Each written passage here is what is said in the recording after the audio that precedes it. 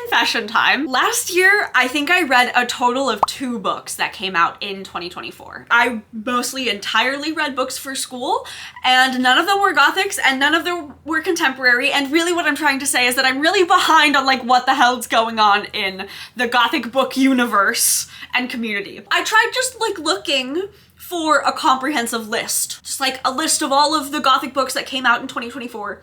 And that did not exist. So welcome to your comprehensive list of all of the Gothic books that came out in 2024. I found 75. Does not include other horrors, just things described as Gothic or that had the vibe or the atmosphere of Gothic. I want to start this with a massive thanks to Emily Hughes. She has a website called Jump Scares, which since 2020 has maintained running lists of the year's new horror books. This was an absolutely essential starting point for this video. She includes indie publishers and self-published books, so if you're looking for something new, I highly recommend looking at that resource. To mitigate the boringness of going through like 75 freaking book descriptions, we're gonna do a cute little tier list based off of how much I want to read the books. Please in the comments if some of these books suck, if some of these books are fantastic, if I missed some, because I'm sure I did. Please share. Let's make this a fun resource. If you want this to happen for 2025 lists as well, so down to do that. But without further ado, here's my tier list. 75 book covers looks like a lot less on a screen when it's in these little squares, but our S tier is already haunting my house. That's because I have actually read a few of these books already because I was that excited to read them, and some of them are literally in my house as we speak, like sitting right next to me. Tormenting my mind. They're at the top of my TBR. I've been thinking about them. I want to read these so bad. I'm really excited about them. That's our A tier. A Dark and Stormy Night. It's something you're excited to read, but maybe isn't reinventing the wheel or doing anything super new or interesting, but like, you know, it's just gonna be like good and aesthetic and atmospheric and just like give you the perfect Gothic vibes that match like a thunderstormy day. So that's our B tier, is A Dark and Stormy Night. Our C tier is Forgotten Candelabra. These are books that like I probably didn't actually add to my TBR, but I think they sound cool, but they're just not things I want to read immediately. And then It Exists. I couldn't come up with like a cute Gothic catchphrase for the what is it, the D tier? It Exists. I don't know. It's a book. Maybe I'll read it. Maybe I won't. Okay, we're just gonna get started because there's so many. This isn't organized in any way, so I don't remember half of these. But the first one is From These Dark Abodes. This is by Lindsay Manousos. This is like a really true Gothic fantasy fairy tale-like novella. We have 2 girls trapped in an infinite house with no exits as servants to, quote, immortal creatures who unzip from their skin each night and party as skeletons. I heard unzip from their skin. I'm 100% on board. I think this is going into my A tier because I need to know what that means. Okay, next we have Ghost Mother by Kelly Dwyer. More of a psychological thriller. We're following a young woman who wants to have a baby really badly. She's dealing with some infertility. Her and her husband move to a decrepit house in Wisconsin that she absolutely falls in love with. And she's just like convinced that this is where she's gonna have her baby. But unfortunately, the house was the site of a gruesome triple homicide and suicide in the 50s. And she thinks the house is haunted, but she might just be crazy. Unclear. Interesting plot, interesting concept going on. I think this goes in like the B tier, like A Dark and Stormy Night. I could see myself picking this up being like, oh, you know what? Psychological thriller, like it'll satisfy something in my brain for me. Next, we have The Bone Hunters by Joanne Byrne. So this is about quirky, brilliant Ada who finds a set of strange fossils and believes that it will solve both of her scientific and her familial problems. And then there is another geologist, Dr. Edwin Moyle, shows up. He is similarly looking for some great geological discovery and is just as interested in Ada as he is in what she has found. But apparently they're like trying to unearth some kind of a creature, and I guess it reads more as a Gothic thriller with multiple twists than a historical fiction. I don't know, this sounds really compelling. This feels like a book I would like. It's not at the top of my list, but I think that probably goes into A Dark and Stormy Night. I wanna know what the creature is. Is it an eldritch horror? Because I've been missing out on my eldritch horrors. Butcher, I can already tell you this is one that's going at the top of like tormenting my mind. Butcher by Joyce Carol Oates. This book is based off of actual historical records, which follow Dr. Silas Ware, who is, quote, the father of gynopsychiatry. So he's a lovely, lovely man, and his career is built on grotesque and unchecked experiments at a psychiatric hospital for women. His ambition focuses mostly on a young indentured servant, Bridget, who is his primary experimental subject and the agent of his destruction. This is gonna upset me so much, but like, doesn't that sound so good? I want to read that. I think I have a problem. Okay, next.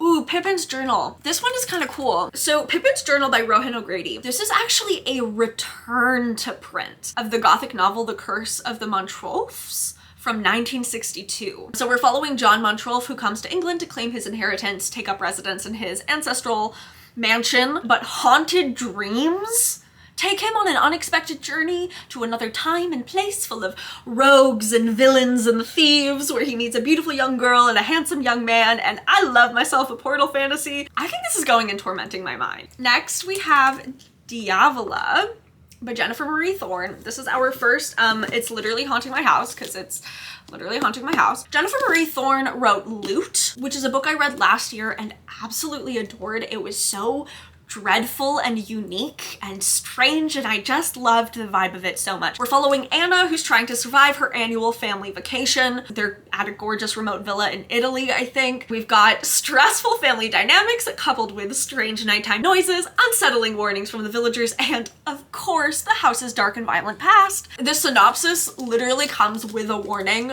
that this book, quote, may invoke feelings of irritation, dread, and despair that come with large family gatherings. I have actually already read this. It's actually showing up in a vlog that I will hopefully be posting next week, so I'm not going to say very much about it, but it deserves to be in the already haunting my house section. Okay, next we have The Bone Chime Song and Other Stories by Joanne Anderton. I don't tend to read a lot of short story collections, but I really like the idea of them, so I included a few on this list because short stories deserve to have their life in the sun as well. So these are specifically working with horror sci-fi and gothic futurism. I don't really know what that means, but it's intriguing to me. Sounds like it's just gonna be like really weird and strange. I think I'll put that in Forgotten Candelabra. If I feel like picking up a short story collection, I think this will certainly be one of them. This is Thirst by Marina Yuskus, translated by Heather Cleary. A Latin American feminist gothic with sapphic vampires, so okay. We're set in Buenos Aires, following a vampire in the 19th century who is watching a village become a cosmopolitan city. And then in the present day, we're following a woman who's coming to terms with her mother's terminal illness, and then the stories collide when the two meet.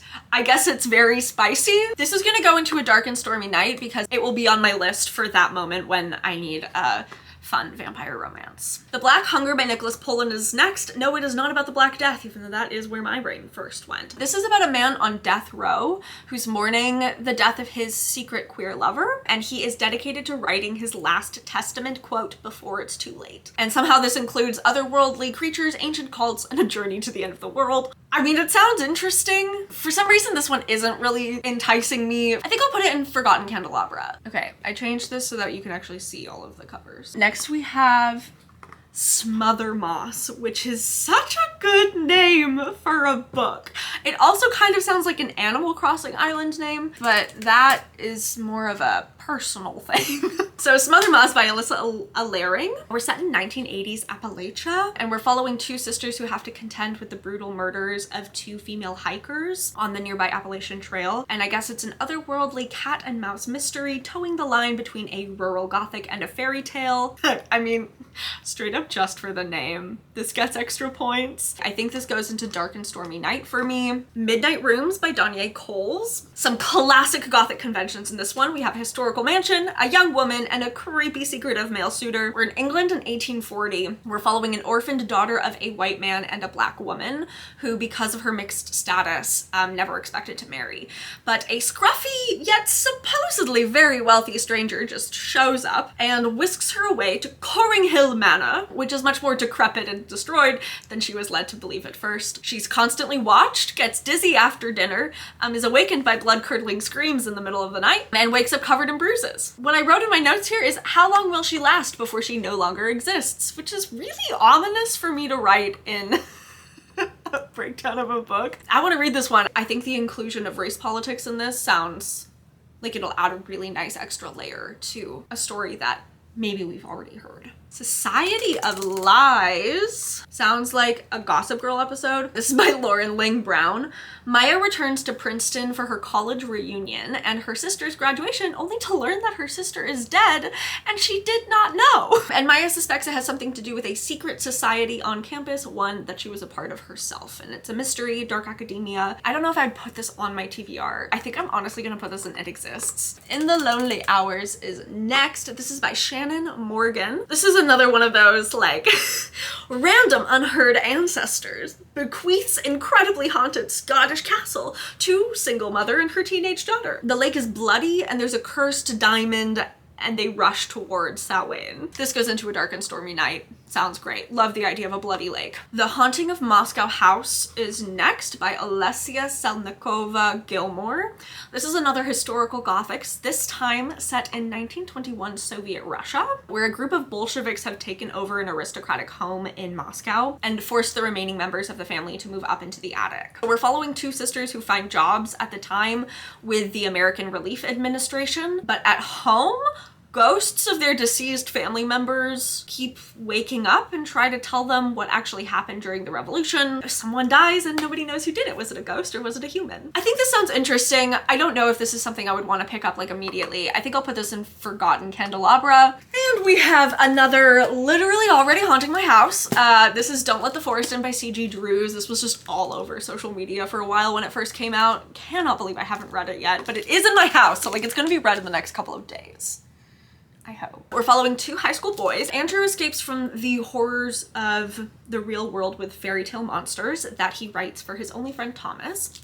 And then Thomas draws those monsters that he writes about. But one day Thomas's parents disappear and Thomas seems to have lost interest in his artwork. Andrew follows Thomas into the off-limits forest at night and discovers that the drawings have literally come to life and are killing anybody close to Thomas. And so now the boys have to battle monsters every night. I guess as the obsession with each other grows stronger, so do the monsters. And so there's a question of like having to destroy the creator and which one of them is the creator if one of them wrote them and one of them drew them. Of course this is already haunting my house. Are you kidding? What a fantastic plot. So excited to read this book. So you guys know the origin of the term gaslighting, which is from the movie Gaslight. So this book, Secrets of Rosebriar Hall by Kelsey James, is an homage to the Gaslight movie. So we're in 1908 Long Island, following the young and beautiful wife of a powerful stockbroker. She throws a party to show just how deserving she is of being his wife, and then wakes up the next day and discovers she has been in and out of consciousness for weeks, shunned by all of her friends, and increasingly trapped in her gorgeous home. What the hell happened at this party? I want to know. And I have never seen this movie, so I think that would be a really fun double feature to do, is to read this book and then watch the movie. That's going into Tormenting My Mind, which I think is appropriate for something about gaslighting. Next is The Shadow Key by Susan Stokes Chapman. This is about a real person called Henry Talbot. Henry Talbot is dismissed as a doctor from a fancy pants London hospital, and then the only job he can find is in the backwaters of Wales, where he does not speak the language and everybody believes in magic. And his predecessor, of course, died mysteriously. But then we're also following Lynette, who lives in this village. She's an unconventional, very isolated woman with very stressful family dynamics, whose history is very intricately intertwined with whatever Henry is unraveling. I love rural Gothic, rural horror. I think there's something about that small town aesthetic that adds so much to these stories. A tier or a B tier? Dark and Stormy Night or Tormenting My Mind? I think I'm gonna put this in a Dark and Stormy Night. Oh, this one sounded really good. So this is The Jinn Waits 100 Years by Shubnam Khan. We are set in a ruined mansion by the sea in South Africa that has become an isolated boarding house for misfits who are looking to disappear from their pasts. And we follow Sana, who moves into this place with her father. What the actual description says is that she starts digging her fingers into the wound of the house and a grieving jinn mourning their lost love. I'm sorry, if the description is that poetic and beautiful, I can only imagine what the book is like. So this is going into Tormenting My Mind because I have been just itching for more poetic stories. The Third Wife of Faraday House by B.R. Myers. This one sounded like Rebecca, Daphne du Maurier's Rebecca meets Jane Eyre.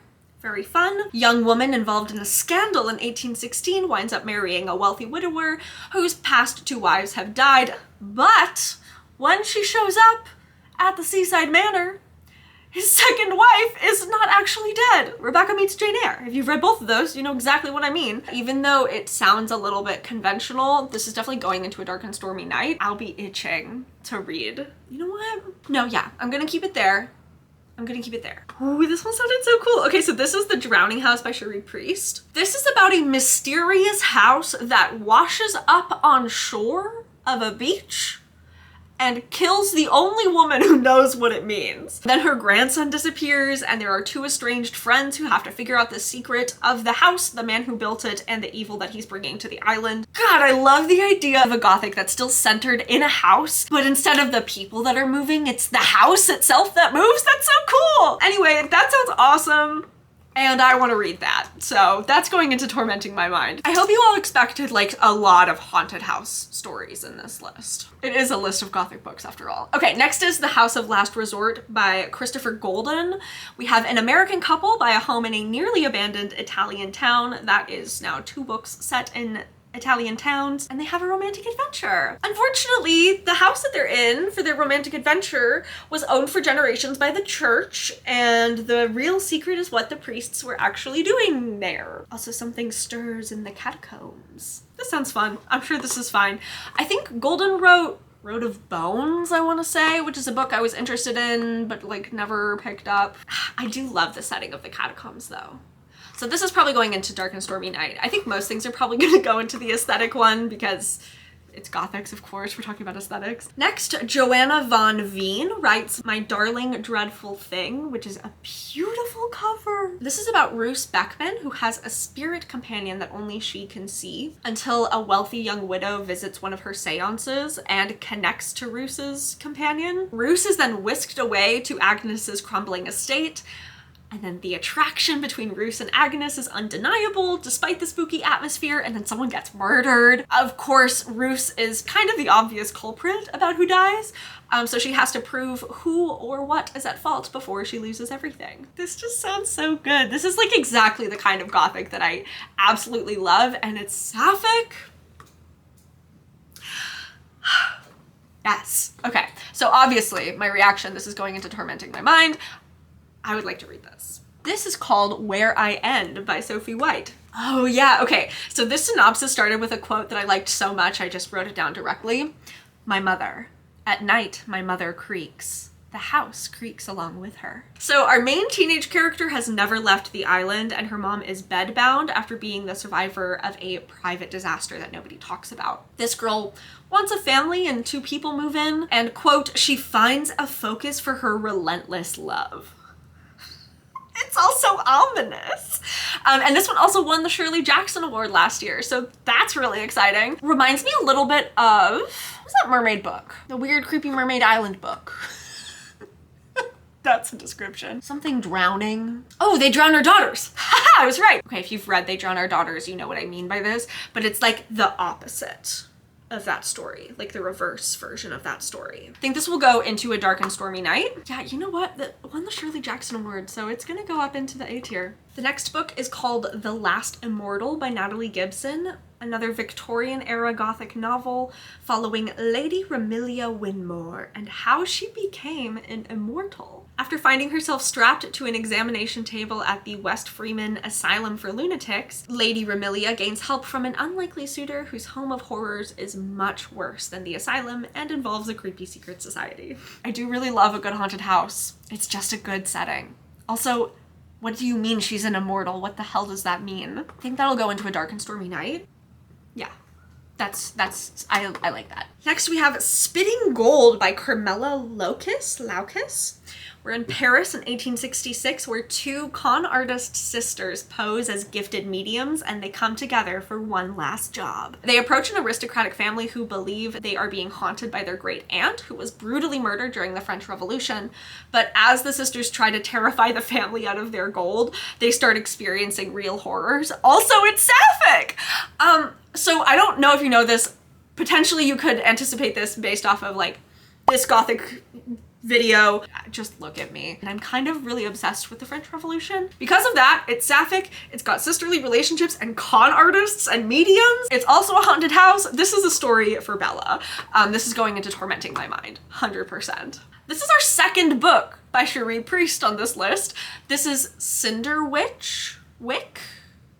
How do you say that? This is a Southern Gothic novella set in rural Tennessee where a journalist and her college mentor set out to find the answer to a decades-old murder where a woman's corpse was found wedged into the top of a tree. That's just like a great premise. That goes into Dark and Stormy Night for its aesthetic.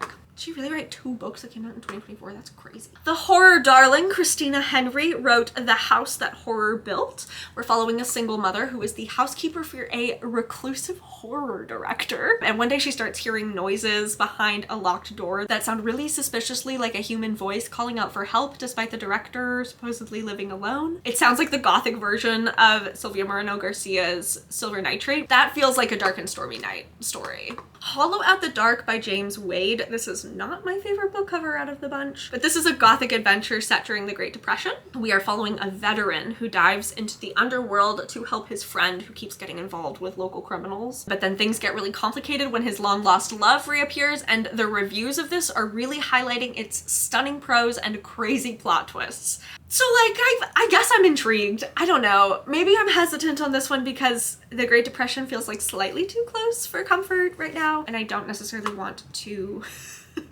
think about that. I think I'm gonna put this into Forgotten Candelabra because I think this is a book I would be pleased to read, but I don't know when I would want to. Ooh, this one's fun. This is the first book in a Gothic trilogy, which we do not get very many of. This is The House at Watch Hill by Karen Marie Moaning. Fantastic name for a Gothic horror writer. Moaning? Amazing. Young woman's mother dies. She gets an inheritance from a distant relative, heads to Divinity, Louisiana to get the money, and of course a classic Gothic mansion. The catch is though, she has to live in the house alone for 3 years before any of it is hers. And of course the house is hella weird, and there's a creepy bird and a sexy Scottish groundskeeper. This goes into Dark and Stormy Night. Okay, so we have another Jane Eyre-like, but this is a mix of Jane Eyre and The 13th Tale. This is Return to Wild Cliff Heights by Carol Goodman. We're following a junior editor who's hired to transcribe the sequel to the famous Jane Eyre-esque book written by an enigmatic author. But interestingly, the book's release coincided with the author getting stuck in a terrible fire that blinded and scarred her. Oh, and the house, of course, also used to be a psychiatric hospital for, quote, wayward women. Murder, metafictional commentary, and an ambiguous sense of reality wrapped up in a Jane Eyre aesthetic? Yeah, okay. Give me this book. I might have to go out and buy this book today. I forgot this book existed and I want to read this now. I feel so strongly about this one, I might put it into already haunting my house despite it not being literally in my house. I feel really strongly about this one. So this is All the Hearts You Eat by Hailey Piper. I have heard really phenomenal things about Hailey Piper. This is a really good old-fashioned Gothic ghost story. We have a young woman who discovers the body of Cabrina Bright on the beach of Cape Morning along with a mysterious poem.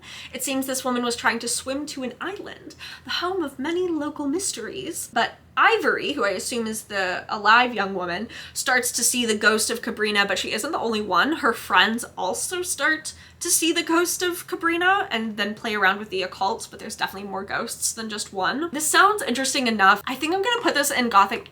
I think I'm gonna put this in Forgotten Candelabra despite me being excited to read Hailey Piper's books. I feel like she has other books that I would want to read first, even though this one is specifically designed as a Gothic story. We've got another girl getting married to strange man in Gothic mansion. This is Those Who Dwell in Mordenhurst Hall by Catherine Cavendish. The man's sister heads a group of something called Bright Young Things, whose frivolousness disguises their sinister nature. Her fiance is acting all strange, all the villagers keep giving her the evil eye, and then her friend Coralie convinces our main character Grace to tap into her paranormal gifts as the secrets of Mordenhurst Hall begin to unravel. It reminds me a little bit of a mix between Bunny and the Beautiful Ones, but in a gothic setting. This is gonna go into a dark and stormy night. Sounds like a lot of fun. Oh, this one's cool. So this is another short story collection. This is called Self-Made Monsters, Feminist Horrors by Rebecca Cuthbert. Also a fantastic cover. And this is a collection of short stories next to very macabre poems that function as an encyclopedia of all the various ways that women become monstrous with or without their consent.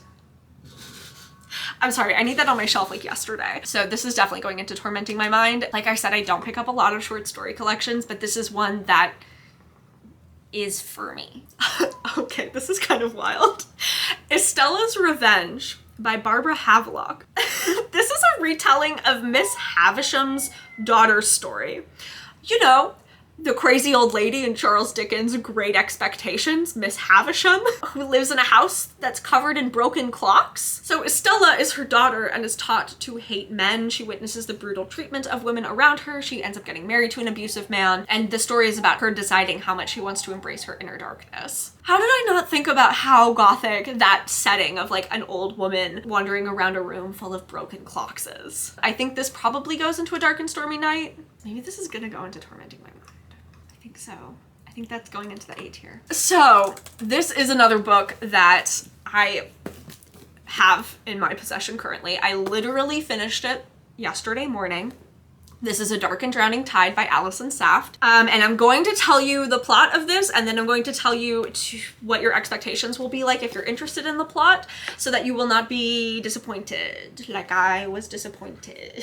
So we follow Lorelei, who is a folklorist, on this expedition with a bunch of eccentric nobles in search of a fabled spring that promises untold power and magic. Unfortunately, Lorelei's mentor and group leader is murdered on their ship, and the 5 remaining members are of course all suspects. The only person that Lorelei knows for sure is innocent is her longtime academic rival, insufferably gallant and very beautiful Sylvia von Wolf. But on their expedition, the forests rearrange themselves at night, rivers have dragons under the water, and shape-shifting beasts are out for blood. In this enemies to lovers gothic romance, will Lorelei discover if the kingdom is worth saving at all?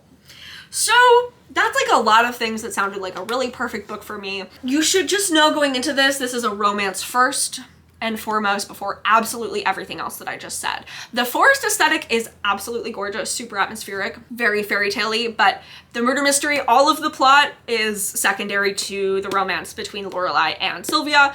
This is them. If this was a list of books I'd already read, it would probably go into Forgotten Candelabra. Like, it would be an aesthetic book that I'd pick up and probably forget about pretty quickly, but like it's worth a read if you're looking for something that's just an aesthetic romance. Lucy Undying, a Dracula novel by Kirsten White with just the most beautiful cover I have ever seen. This is a queer Dracula retelling, and Lucy Westenra, instead of getting brutally murdered by the boys of Dracula, she actually just spends her entire immortal life trying to escape Dracula. She still becomes a vampire, but she escapes Dracula, she escapes all of the murdery boys, and she's made it to 21st century London, where she meets a young woman, Iris, who is also haunted by her past in a very different way, and they fall in love. But then Dracula shows up again, and Lucy finally finds some happiness. I love everything about this. This is absolutely going into must read as soon as possible. Give me the sapphic retellings of Dracula. Yes! Okay, anyway, I can calm down. I can be normal. This is Carmilla Volume 2, The Last Vampire Hunter by Amy Chu. These are 2 beautiful queer sapphic vampire retellings back to back, and this one's a graphic novel, which is just fun, based off of Carmilla instead of Dracula. And so we're following a social worker turned vampire hunter as she tries to uncover the secrets of her mysterious family history and then runs into a gang of Asian American vampires. It's Carmilla but with murder, monsters, and dark Chinese folklore. I'm sorry, that sounds fucking awesome. Yeah, I want to read that so soon. Tormenting my mind. 100%. Okay, so we have another The Horrors of Victorian Medicine story, and this is The Resurrectionist by A. Ray Dunlap. This is a gothic debut set in 19th century Scotland, where a young medical student is lured into the illicit underworld of body snatching, illuminating for us the grisly origins of modern medicine. This is going to be historical fiction, true crime, dark academia, And I do hope a lot of blood. This is gonna go into a dark and stormy night because I definitely do want to read Butcher first. This next book is also literally about body snatching. This is The Burial Plot by Elizabeth McNeil. So we're following Bonnie and Crawford.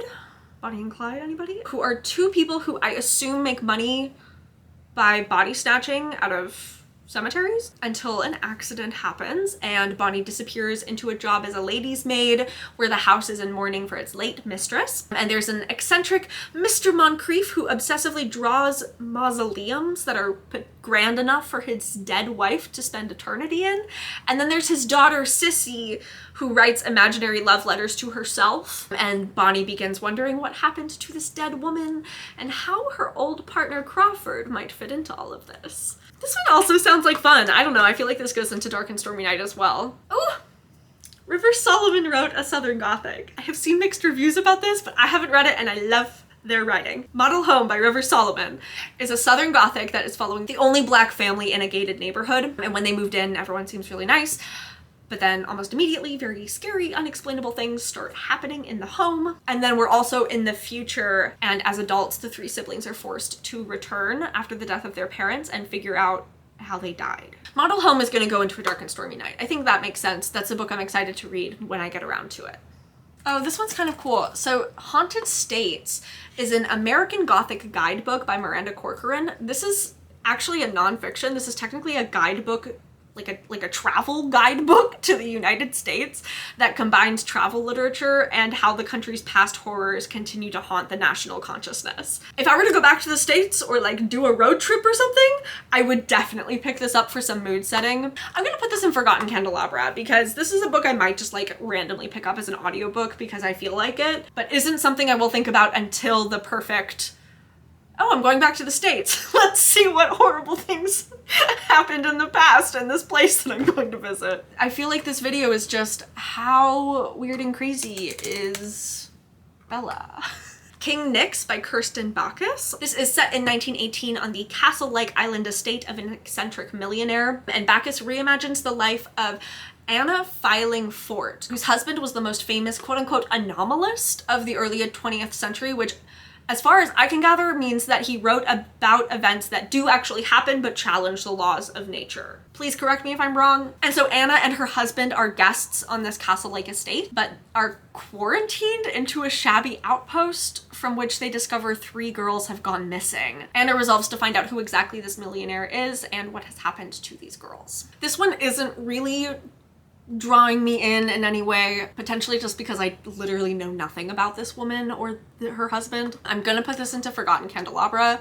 Even then, I kind of think it's just gonna go into It Exists. Okay, The Briar Book of the Dead by A.G. Slatter is set in the same world as All the Murmuring Bones, which was in my top 10 books of 2022. So this is another gothic fairy tale with ghosts and witches, and I loved that book so much. So we're following Ellie Briar. She's the first non-witch born into her family for generations, and the Briar family run and care for the town Silverton. But when the matriarch suddenly dies and then Ellie's cousin takes charge, Ellie discovers that she can talk to the dead. And also there's a an overarching plot of someone threatening to destroy the family. I love stories about witches.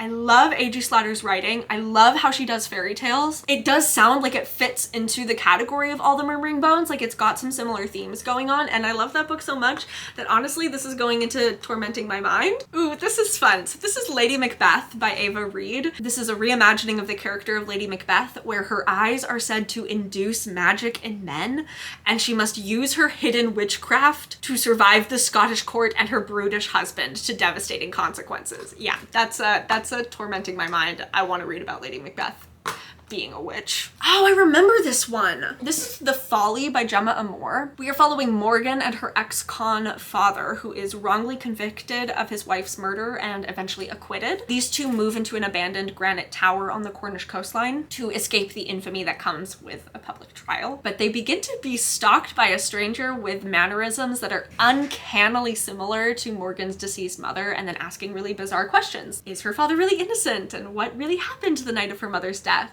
Honestly, I'm really down for a setting of an abandoned granite tower. I hope it has something interesting to say about the prison system. I think this is still gonna go into Forgotten Candelabra. I feel like there's a really fun video in here of me reading all of the ones that I put in these bottom two lists and being surprised because I love them all. If I do. This is The Nightingale's Castle by Sonia Velton. I'll tell you right now, this is going into the A-list, into tormenting my mind. This is a reimagining of the story of Erzsébet Bathory, who is an infamous 16th century Hungarian aristocrat known as the Blood Countess. She was believed to have murdered hundreds of peasant girls and then bathed in their blood. We're not following the Countess. We're following the Countess's illegitimate child, who somehow winds up working in her household as the plague rages outside the castle. This sounds freaking rad. This is going into Already Haunting My House as well. I'm so excited to read this book. I keep thinking about this book and trying to remember what the book is called, and now I know. The Beholders by Hester Musson. 1878, a boy is pulled from the depths of the River Thames. 4 months earlier, Harriet is a maid employed in the Grand Finton Hall, entranced by her glamorous mistress who haunts the house with unearthly singing and erratic tendencies. We've got secrets and belongings that seem to tell terrible stories. I'm intrigued by the glamorous mistress, but this one's also not really doing it for me. I think I'm gonna put this one in It Exists as well. The Bogwife by Kay Chronister, which immediately just made me think of Bog Witch's Stardew mods. I've now made Animal Crossing and Stardew references in this video, and that tells you what I do with my free time where I don't read. This is another rural, claustrophobic gothic set in the Appalachian Mountains. But this family, instead of being near a hiking trail, worships a bog. And the patriarch begins dying, and the family ties begin to break down, and in the process, the bog begins to wake up. I don't really know what any of that means, but it's going into Dark and Stormy Night, because that sounds aesthetic as hell. We have The Warm Hands of Ghosts by Catherine Arden. This is set during the Great War, following a discharged field nurse who hears of her brother's death in combat. But then she attends a seance and learns everything is not as it seems, so she goes to Flanders herself. She discovers haunted trenches and a musician who sells wine that gives the gift of oblivion. This is a 2 POV story. We're also following her brother's story 2 months before. I love extending the setting of the Gothic to examine violent environments beyond the confines of houses, and war stories tend to really get me. I'm gonna put this into Dark and Stormy Night for that reason. Oh yeah. This is one that is going into tormenting my mind because it's so weird that I just need to know what the hell is going on. This is called The Silence Factory by Bridget Collins. Our main character Henry dreams of silence, like as in he lives in the middle of like the Victorian city and the city is really, really loud and he wants it to be quiet. So he discovers a gentleman who sells precious silk that completely drowns out all sound in the world. But Henry also has a young deaf daughter, and then heads to this man's factory to try and cure her. Magical silent silk is such a fun image to me, but the contrast of that with trying to cure his daughter's deafness, even while he's choosing at what time he himself wants to be deaf, is really, really fascinating. I feel like there's a lot going on there. Oh, we're down to our last 2 rows. Man, you guys have stuck it out for a long time. Thanks for hanging out. Tell me what book you're most excited about, so I don't feel like I'm just talking into the void, even though I do like talking into the void. The next book is The Puzzlewood by Rosie Andrews. We have another Jane Eyre-esque book with a woman off to a remote abbey in the forest to be a governess with a false identity. She's trying to uncover the mystery of the last governess of the house, who was her sister, who supposedly died when they were just children. I'm gonna put this into Dark and Stormy Night as well. I'm a sucker for gothic forests and women uncovering mysteries in spooky places. Next is Our Wicked Histories by Amy Goldsmith. This is a young adult gothic set during Halloween weekend in a creepy ancestral Irish estate with a haunted lake. Meg is trying to retain her spot in a prestigious school and is trying to repair the relationship with her once best friends by going to a creepy house with them. It kind of sounds like a mix of There's Someone Inside Your House by Stephanie Perkins and Nothing But Blackened Teeth by Cassandra Khaw. Really love the vibe of this. Feels like a great thing to read around Halloween. So I'm putting this into Dark and Stormy Night. I hope I remember that it exists. This one sounded cool or upsetting, both. This is Projections by S.E. Porter. This is an adult debut exploring misogyny and the soul-corrupting power of unrequited love. We're following a young woman who has been killed by a sorcerer for not wanting to be with him. And as she seeks vengeance, he sends literal projections, like holograms of himself around the world to seek out and seduce women who will hopefully return the love that this one woman denied him, or pay the price, which I assume means he kills them. I like the imagery involved in this. I think it's a really clear way to demonstrate the widespread issue of violence against women. I'm gonna put this into Forgotten Candelabra because I feel like I already know where that story is going. Someone who's read this, please tell me otherwise. At this point, I'll maybe read it. Next we have Brat, a ghost story by Gabriel Smith. Gabriel is just having like a really bad time. And what's worse is that his well-adjusted brother has told him to clear out the family home once their dad dies. So during this cleanup process, Gabriel's sanity just starts to unravel as his parents' old manuscripts start changing every time he reads them.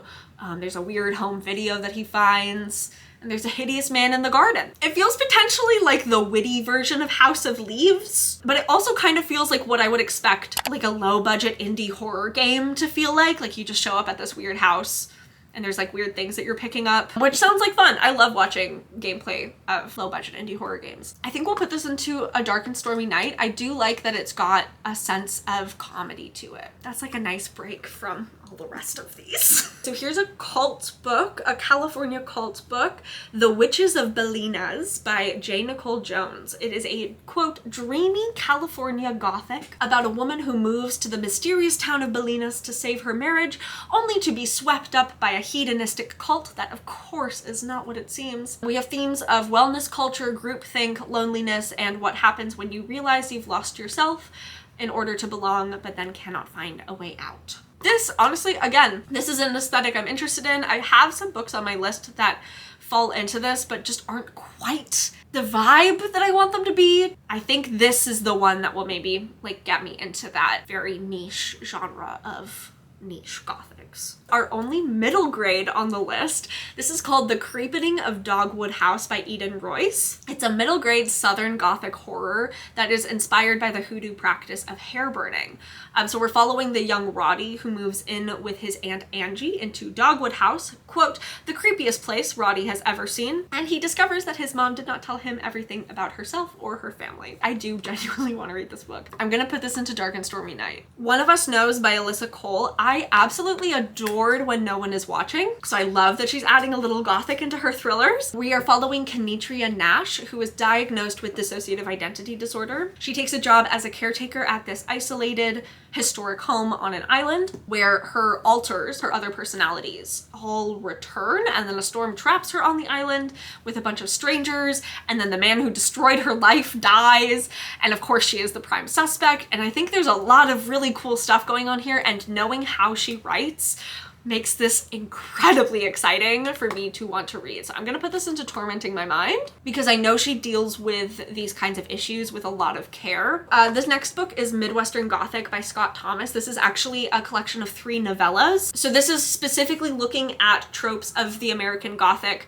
in the Midwest, not just in the South. The third one, I guess, is about like a painting that calls to children, and it seems really compelling to me. I kind of forgot that this book existed, but I really like the idea of Midwestern Gothic. I feel like that's something that does exist but just didn't have a name before, and we do love putting everything into little categories. So I'm gonna put that into Tormenting My Mind because I want to know what Mr. Scott Thomas thinks Midwestern Gothic is. What Feasts at Night? So this is T. Kingfisher. This is a sequel to What Moves the Dead, which is a retelling of Fall of the House of Usher by Edgar Allan Poe. And in this one, our main character, after they escape the Usher house, return to their family hunting lodge to find the caretaker dead and villagers whispering of a monster. It seems a little bit more folk horror than Gothic, but the first one is Gothic, but I didn't really love the first one, to be honest. It fell a little bit flat for me. And this is hard because like I love T. Kingfisher. It must have been written because the main character was so compelling. They were a non-binary character and certainly were the most stark deviation from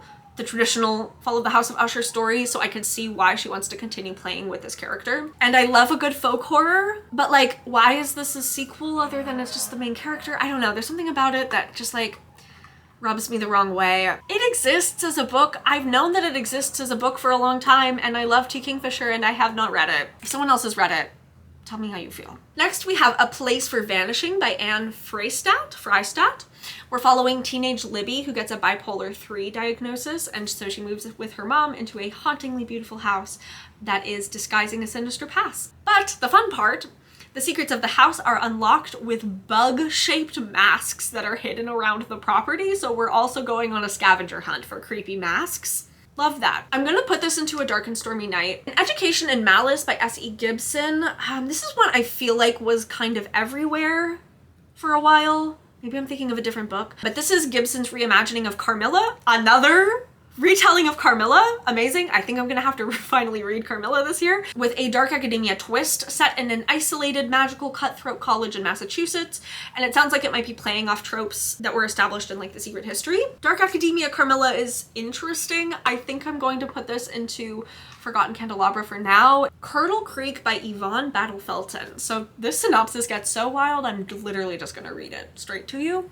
Welcome to Curdle Creek, a place just dying to make you feel at home. Osira, a 45-year-old widow, is an obedient follower of the strict conventions and practices of Curdle Creek, an all-black town in rural America stuck in the past and governed by sinister rules and rituals practiced in the name of tradition. Considered blessed, Osira's luck changes when her children run off, she comes second in the running of the widows. What the hell does that mean? And her father flees when his name is called in the annual moving on ceremony. Forced to jump into a well in a test of allegiance, Osira finds herself transported back in time and then into another realm where she must answer for crimes committed by Curdle Creek. Oh, there's so much going on in this, and I want to know why. Okay, next we have Crimson Cobblestones. I do not remember this at all. By Marie Lestrange. This story is based off of the 1998 discovery of 1,200 bones that were buried in Benjamin Franklin's Craven Street home. And so she explores this idea with a bit more of a sinister lens. So we're set in Philadelphia in 1739, where the city is gripped by a series of grisly deaths. And we're following Charlotte, who is a young woman grappling with the loss of her mother and finds herself ensnared in the nightmarish realm of a Luciferian cult and dark magic as the city's cobblestones run red with blood. I mean, yeah, that sounds cool. I'm kind of put off a little bit by this cover. It feels a little bit like I made it for myself for my like Wattpad fanfic. Anyone else write on Wattpad? You cannot find my stuff anymore, by the way. It's gone. This is gonna go into Forgotten Candelabra. I'm sure it would be fun to read when I get there, if I get there. But there's so many books here. We're down to the last few. This is so much longer than I thought it was gonna be.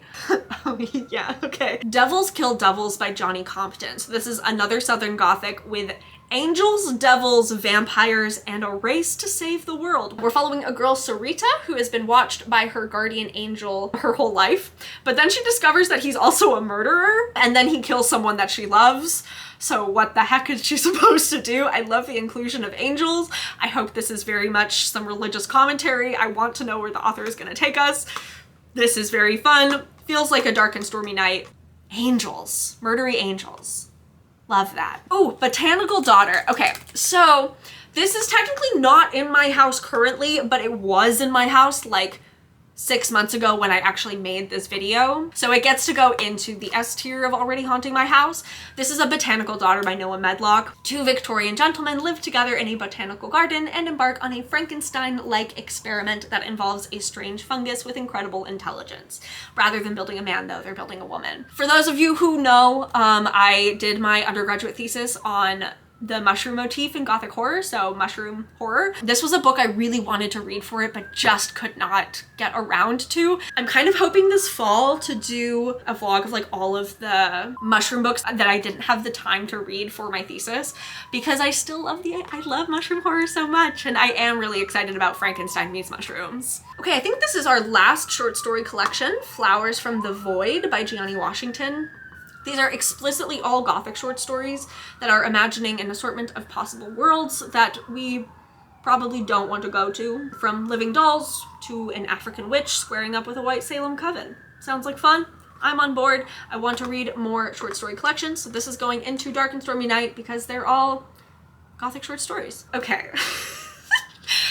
The Devil and Mrs. Davenport by Paulette Kennedy. In this book, we are combining a Southern Gothic with Christian fundamentalism.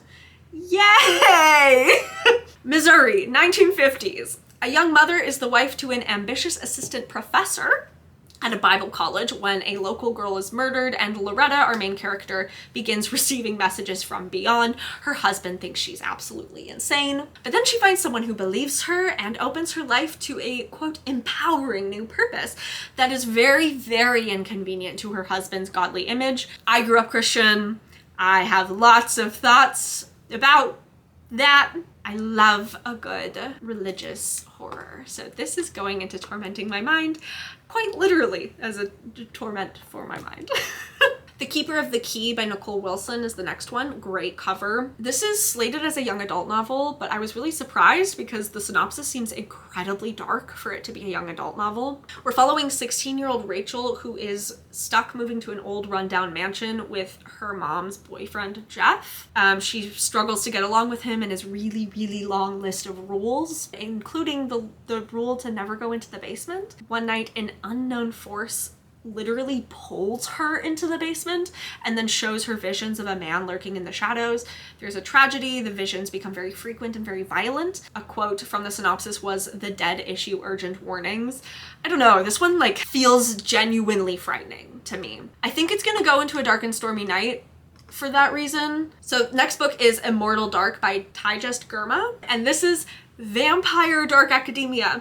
We are following the heiress Kidan, who is isolated from the vampire society that she was born into, but she enrolls into an elite university nearby to uncover what happened to her missing sister. I feel like there's been a lot of missing and dead sisters in this list. But at this university, they basically are studying to ensure a peaceful coexistence between humans and vampires. Kidan winds up getting with the cruel but captivating vampire who she is convinced stole her sister. It sounds like he's really hot. We've got potentially slightly smutty romance. I don't really know what this book is supposed to be. I think if it was sapphic, I would put this higher up on this list.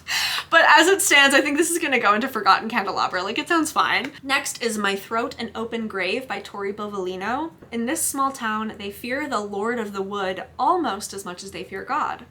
Our main character, Leah, who has a hard enough time in high school already, doesn't believe in the Lord of the Wood, but she will have to when her brother is taken. I think this will go into Dark and Stormy Night. I'm on board. It sounds like it would be a really good movie. Just the image I have of Lord of the Wood sounds like it would be really visually gorgeous. Sacrificial Animals by Kaylee Peterson is next. Nick Morrow returns to his home in rural Nebraska for a deathbed reconciliation with his estranged, abusive father. Then he begins to have an affair with his brother's wife, Amelia. We're looking at inherited trauma, family dynamics, and Chinese mythology as inspired by Peterson's own experience being adopted from Nanning, China, and then brought to Nebraska. I am very, very intrigued by this book. I'm gonna put this into Dark and Stormy Night. I don't know, the inclusion of Chinese mythology really makes this like a really fascinating book. I think this is gonna go into tormenting my mind. I really want to know what all of this means put together. This Cursed House by Del Sandine. Just a classic Southern Gothic. We have a young Black woman who abandons her life in 60s Chicago for a position with a mysterious family in New Orleans, only to realize the family is under a curse and they hired her because they think she can break it. This sounds really good. I bet this is gonna be great. I think I'll put it into Dark and Stormy Night. Oh, did I put the folly in here twice? Oops. This is Grim Root by Bonnie Jo Stufflebeam, and as far as I could tell in my 10 seconds of research, that is indeed her real name. This is such a wild idea.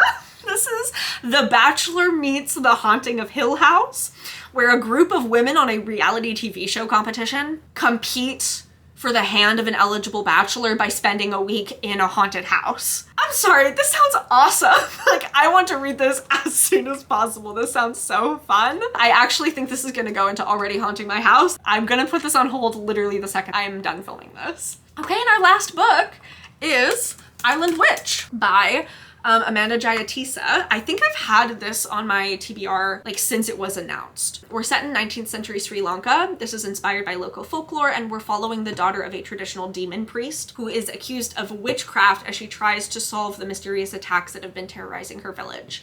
And it's very much intertwined with British colonization and religious persecution. I'm really, really excited for this book. I've only seen good things about this book. It's going into tormenting my mind. 100%. Oh my God, we did it. Here's all the books. Here's the list. And ignore that. How the hell am I supposed to read all of these books? I'm gonna need someone to teach me how to stop time so I can read everything. I hope you're all having a haunted day. Tell me which of these you're most excited for, and I will see you in my next video where I will actually be reading books and not just talking about ones I'm excited to read at some point in the future. Okay, bye!